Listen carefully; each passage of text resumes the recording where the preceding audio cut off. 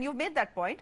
Mr. Mittal, any comments on Farooq Abdullah's suggestions? Mediation, call it facilitation. Do you need China to come in on the Kashmir issue at all?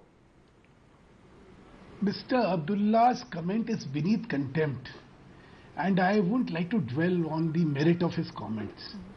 Because if you go through his comments, depending on which side of the fence in terms of power he is, he comments very conveniently.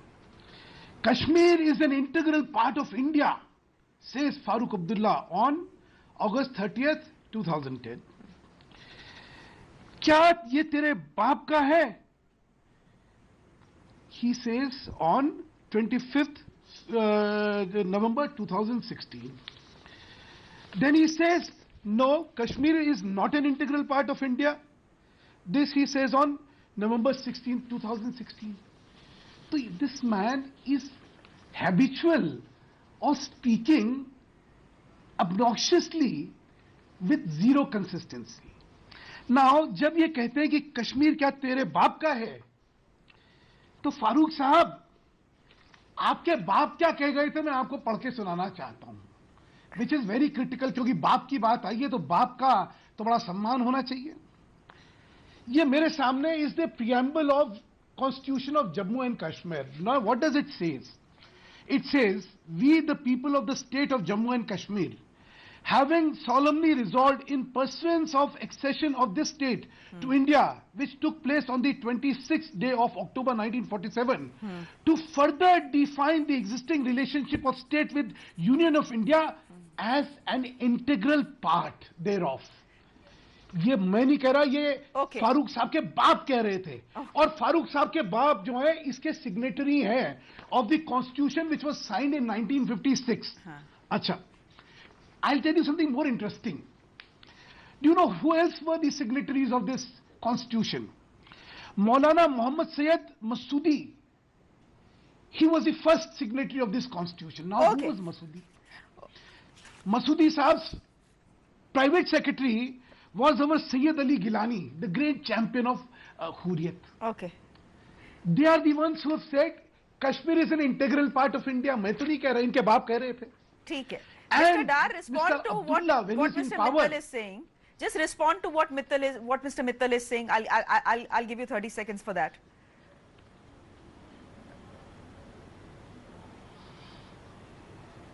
Mr. Dar, can you hear me? Okay. Acha, this question is to me? Yes. Sorry, yes. I didn't hear. Yes. What is the question? I was asking you to respond to what Mr. Mittal is saying. See, I mean, if we go into the semantics of the history, I mean, it's controversial. I would request Mr. Mittal, let us not go into the history. Mr. Dar, semantics kahan hai? Semantics kahan hai? India's stand is very clear. आप मेरी बात सुनिए. Kashmir is an internal matter. We do not need any third party intervention. And of all people in this mahal, what happened you in say 1999? let's get in China to mediate. Sorry, I mean, it's an ill-timed suggestion. What happened in 1999? I will not attribute motives to Mr. Abdullah, but it's an ill-timed suggestion. Madam, let me. What happened in 1999? May I ask this to Mr. Mittal? What happened in 1999 when Kargil happened? It was Bill Clinton which intervened. We facilitated. और उस time का facilitation और आप आज का facilitation कोई नई बात है क्या? उस टाइम कैसे फिर यूएस ने इंटरवेंशन किया और फिर आर्मीज को वापस करवाया? कैसे किया? How is it that possible? You cannot laugh it away. It's a fact. You cannot laugh it away. Mr. Dar, I know facts better than you know. I have a ringside view of the events. No, you cannot. So you cannot give me lecture on facts. You cannot give me lecture on facts. I know you cannot give me lecture on facts. जो आपने अभी पढ़ा. I know how we celebrated the Vijay Diwas. So don't tell me about what happened in Kargil. I respect you for that. I respect you for your facts. Day one to day but last, what I am trying to say is, please do not distort. Do not distort this whole thing. I mean, what is the point of this? Do not distort the whole thing. मैं बस आपसे इतना पूछ रहा हूँ, आई respect you, आपके जो है आपकी नॉलेज को मैं बड़ा रेस्पेक्ट देता हूँ, बट मेरा बस इतना सबमिशन है कि डिस्टॉर्ट फैक्ट्स को न करें. अच्छा, मिस्टर दार, मतलब अपने तरीके से जो आप प्रेजेंट कर रहे हैं वो ना हो. You've said what you had to. Mr. Mittal has said what he had to. Let's get an expert in now. Mr. Joshi, thank you very much for being on the show. Now, you know, just keeping the politics aside and what Farooq Abdullah has said aside, I'm going to ask you if you think it's ill-timed, but China is constantly talking up war. They have now called our external affairs minister a liar. Is this an environment where the national security advisor should go to China?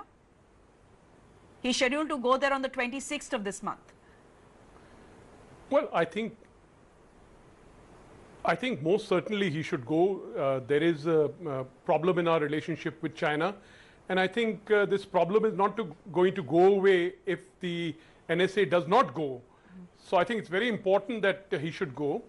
The second thing I'd like to say is that I think the minister also, our MEA, should be a bit careful because what they are doing is they are indulging in megaphone diplomacy. Now, Sushma Swaraj, she is the Minister of External Affairs in India. Global Times is not even the main, it's just one of the adjuncts of the People's Daily in China. So Sushma Swaraj should, I think, indulge in behind the scenes diplomacy. This is a crisis-like situation. What has happened in our relationship with China is that constantly, whether it is the NSG issue, whether it is the Masood Azhar issue, we are indulging in megaphone diplomacy. We are speaking from public platforms. This is a crisis situation. This is time for quiet behind the scenes diplomacy. And I think that there are some things which Sushma Swaraj said yesterday which should not have been said. She disclosed certain information with regard to the special representatives meetings, which I think should have been kept confidential. Manoj, very quickly, and I do have to wrap this show, but you know, border disputes are not new on the LAC. We saw one in Arunachal that lasted 8 months, but we've never seen China behave as aggressively as we are now. Why is that happening? I mean, there is a larger story there as well. There is a larger picture there as well. Well, certainly there is a larger picture, and I'm afraid it's very difficult to discern. The larger picture is why exactly did China start to build that road from approximately near Dokola towards the Jampheri Ridge? Meaning, why did they start that construction? Certainly, there are many questions that many of us analysts would like to ask, but I'm afraid we don't quite have answers. You know, China is an opaque society. Their decision making is opaque. We do not know exactly what their goal out here is. But certainly what they did do, and I think no matter what they say, they cannot deny it, they broke a very solemn commitment to Bhutan that they would not alter the status quo in that region pending the settlement of their dispute with Bhutan over that area. And now what they've done is they've launched their propaganda missiles. We'll leave it there. Manoj Joshi, thank you for joining us. Sudhanshu Mittal from the BJP.